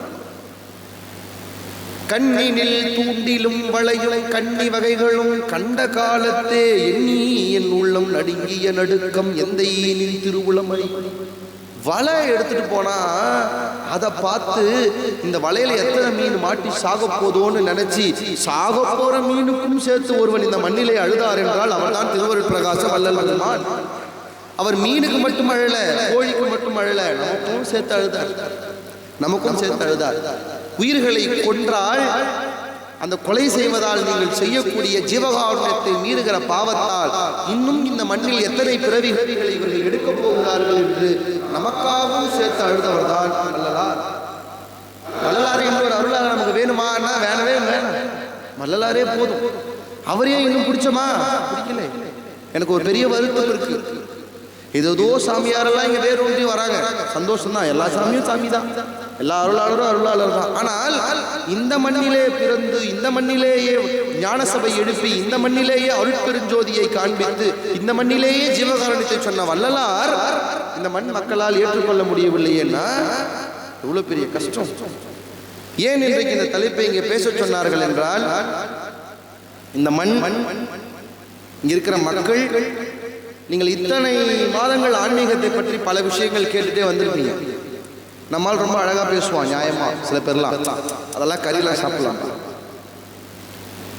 ஏன் கண்ணப்பரே தெரியுமா உனக்கு? சாமி கண்ணப்பரே சாமி கறி வச்சுக்கிறார், நீ பார்த்துக்கிறியா? நீ பார்த்தியா? சரி சரி. இப்போ இறைவனுக்கு கண்ணில் ரத்தம் வந்துச்சுன்னு கண்ணப்பர் கண்ணை நோண்டி வச்சாச்சு, நீ வைப்பியா? நம்மால் இன்னும் கண்தானமே பண்ணாதவன் பல பேர். கண்ணப்பனின் அருளை இறைவன் ஏற்றுக்கொண்டார் என்றால் தன் கண்ணில் ரத்தம் வந்த போது அவன் கண்ணை அகழ்ந்து வைத்த அன்பிற்காக இறைவன் கண்ணப்பனை ஏற்றுக்கொண்டார். உன்னால அப்படி பண்ண முடியுமா? பட்டினத்தார் சொன்னார்ல, என்ன சொன்னார்? வாளால் மகவரிந்து ஊட்ட வல்லே நல்லன். பா, நீ கேட்டங்கிறதுக்காக பெத்த பிள்ளைய அறுத்து குழம்பாக்கி உனக்கு கொடுக்கிற அந்த பக்குவம் எனக்கு இல்லை. வாளால் மகவரிந்து ஊட்ட வல்லே நல்லன், மாது சொன்ன சூழால் இளமை உறக்க வல்லே நல்லன். திருநீலகண்ட நாயனாருடைய மனைவி கோச்சிக்கிட்டாங்க, திருநீலகண்டர் பரத்தேர் வீட்டுக்கு போயிட்டு வந்துட்டாருன்னு, என்னை இனிமேல் பண்ணாதீங்க.